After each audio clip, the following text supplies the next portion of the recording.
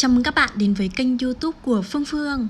Ngày hôm nay thì mình sẽ hướng dẫn các bạn cách để làm sữa chua úp ngược bằng nồi chiên không dầu. Các bạn nhớ like và subscribe cho kênh YouTube của mình nhé.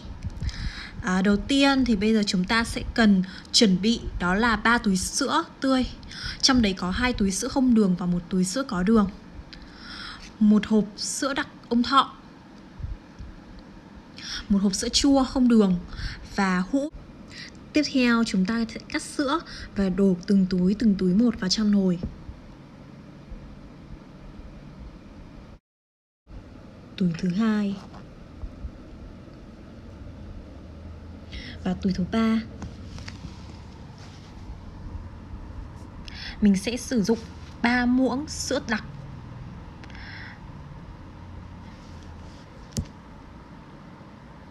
Chúng ta sẽ khuấy đều và nhẹ tay.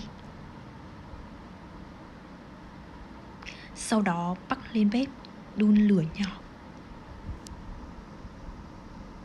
Mình chỉ đun lửa liu riu thôi nha. Và khi mà sôi lăn tăn thì các bạn bắc ra và để nguội, để khoảng tầm 40 độ C thì bắt đầu đổ sữa chua vào.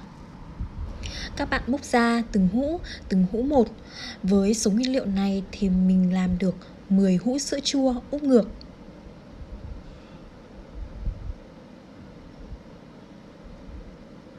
Mình đã múc xong rồi đây.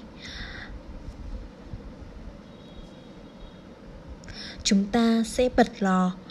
Mình sẽ để 80 độ C trong 5 phút.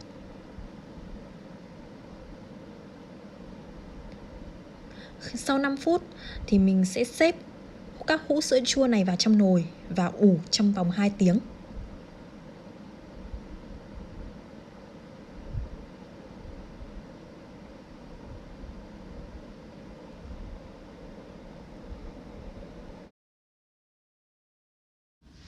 Ta-da! Và đây là thành quả của mình sau khi đã để tủ lạnh.